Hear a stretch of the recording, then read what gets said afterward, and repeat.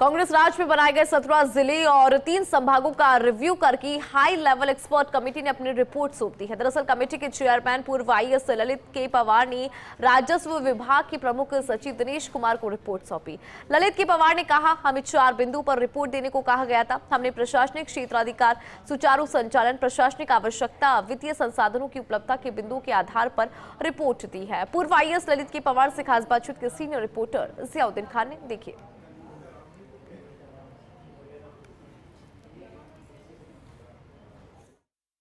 17 नए जिले और 3 नए संभागों का भविष्य क्या होगा, ये पूरा दबा हुआ है उस फाइल के अंदर जो तैयार की गई है पूर्व आईएएस ललित के पवार साहब की तरफ से, और वो रिपोर्ट सौंप दी गई है सरकार को। अब सरकार की तरफ से बनाई गई मंत्रिमंडलीय कमेटी उसके ऊपर फैसला करेगी और उसके बाद ही साफ हो पाएगा कि ये जिले अस्तित्व में रहेंगे या फिर ना रहेंगे। पूरी बातचीत करने के लिए हमारे साथ मौजूद हैं ललित के पवार साहब। सर, एक बड़ी जिम्मेदारी सौंपी गई थी, क्योंकि एक नक्शा ही बदल जाता अगर ये जिले अस्तित्व में आते या ना आते, तो क्या रहने वाला है, क्योंकि किस तरह से रहा आपके लिए चैलेंजिंग भी था ये? जी, मुझे राज्य सरकार ने जो काम सौंपा था वो ये था कि ये जो नवगठित ज़िले और संभाग हैं उनकी 10 पैरामीटर्स पे उनका परीक्षण किया जाए। उनकी आबादी, ज़िले का क्षेत्रफल, सांस्कृतिक पहचान, उपलब्ध संसाधन, उपलब्ध वहाँ पे इंडस्ट्रियलाइजेशन कितना हुआ है, इकोनॉमिक ग्रोथ का क्या स्टेटस है, क्या वो डेजर्ट एरिया है या ट्राइबल एरिया है।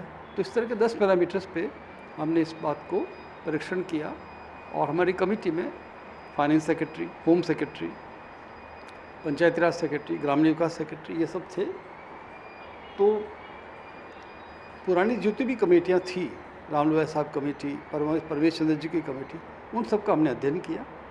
फिर 19 में से 17 जिलों में मैं खुद गया, सभी कलेक्टर साहिबान से, कमिश्नर साहिबान से मौके पर चर्चा की। 40 से भी अधिक माननीय विधायकगण से मैं खुद मिला, उनसे 1-to-1 इंटरेक्शन हुआ। करीब 5 से भी ज़्यादा सांसद महोदय उनके भी हुआ, 5-6 मंत्रीगण से भी फीडबैक लिया गया और ऑलमोस्ट 50 से ऊपर डेलीगेशंस पिछले 1.5 महीने में मुझसे मिले और उन्होंने अपने ज्ञापन दिए। उन सब का अध्ययन करने के बाद और फिर हमने ये एनालिसिस करके ये रिपोर्ट, डेडलाइन 31 अगस्त थी, हमने 24 घंटे पहले ही सरकार को सौंप दी। कितने पेज की ये रिपोर्ट हो सकती है? हालांकि रिपोर्ट में क्या है ये तो नहीं बता सकते, कितने पेज की रिपोर्ट हो सकती है और क्या रह सकता है इस रिपोर्ट के बाद, क्या होगा? तो हमने पूरी कोशिश की है कि रिपोर्ट टू द पॉइंट और एनालिटिकल हो, ढंग से हो। फिर भी लगभग 135 पेज तो बन ही गए हैं। ये बात सामने आई थी कि जो वित्तीय भार है काफ़ी ज़्यादा आ जाएगा सरकार के ऊपर। इस बात को भी ध्यान में रखा गया है कि क्योंकि कई ज़िले ऐसे हैं कि जिनकी सीमा ही बहुत छोटी है, तो उसको लेकर किस तरह से बात आई कि क्या सीमा बढ़ाई जाएगी, घटाई जाएगी, या फिर किस तरह से बात? आपने बड़ा अच्छा प्रश्न किया है। मैंने इस बारे में हमारे जो अतिरिक्त मुख्य सचिव महोदय हैं, वित्त के इंचार्ज हैं, श्री अखिल अरोड़ा जी, उनसे भी विचार विमर्श किया था। तो उनका ये मोटा मोटा अनुमान ये था कि एक ज़िले के निर्माण में और उसके ऊपर सारे जो कलेक्ट्रेट, मिनी सचिवालय, police lines, office of the district level officers वगैरह, ये सब बनाने में और सब इंफ्रास्ट्रक्चर सब मिला लें अपन, तो औसत 500 करोड़ से लेकर 1500 करोड़ तक का खर्चा आता है। वो निर्भर करेगा कि जिस ज़िले को आप ज़िला बना रहे हो वहाँ पे पहले से कितनी आधारभूत संरचनाएं उपलब्ध हैं। तो एवरेज आप पकड़ लीजिए 1000 करोड़ मिनिमम एक ज़िले का लगता है, 500 मिनिमम है, 1500 मैक्सिमम है। क्योंकि बात आई होगी कि जब आप गए होंगे वहाँ पे, तो कई ऐसे डेलीगेशन भी मिले होंगे जिन्होंने कहा था कि हमें यथावत रखा जाए, हम जिस ज़िले में शामिल थे उसमें ही शामिल किया जाए।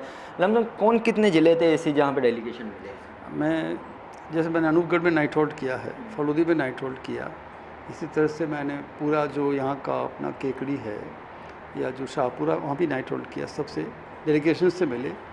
तो मैंने एक बात महसूस की कि अब हमारे सामने टिपिकल उदाहरण था, खाजूवाला और छतरगढ़ को अनूपगढ़ में जोड़ा गया और वहाँ के लोगों ने 64 दिन तक आंदोलन किया कि हम बीकानेर ज़िले के साथ ही रहना चाहते, हम अनूपगढ़ के साथ नहीं जाना चाहते, और सरकार ने फिर उन जनभावनाओं को सम्मान करते हुए उसको वापस बीकानेर ज़िले को सौंप दिया।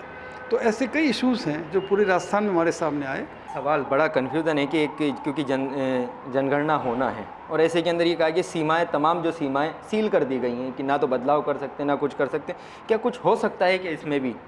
हाँ, इस पे इसका लीगली परीक्षण कैबिनेट को जब हम ब्रीफ करेंगे तो उसमें जो लॉ सेक्रेटरी महोदय हैं वो ये बताएंगे कि जो सेंसस एक्ट है और अपना जो ये इस तरह का नोटिफिकेशंस हैं, तो कहीं ऐसा तो नहीं कि जब सेंसस का नोटिफिकेशन हो जाता है तब किसी भी ज़िले या तहसील या संभाग के क्षेत्राधिकार में परिवर्तन परमिसिबल है या नहीं, लीगली इसको एग्जामिन करने के बाद ही इस पर निर्णय। फिलहाल जिलों का अस्तित्व रहेगा या नहीं रहेगा ये तय करेगी भजनलाल सरकार की कैबिनेट, और उसके बाद ही साफ हो पाएगा कि राजस्थान के अंदर कितने ज़िले रहने वाले हैं। कैमरा पर्सन सुरेंद्र के साथ Ziauddin Khan, first India news, Jaipur.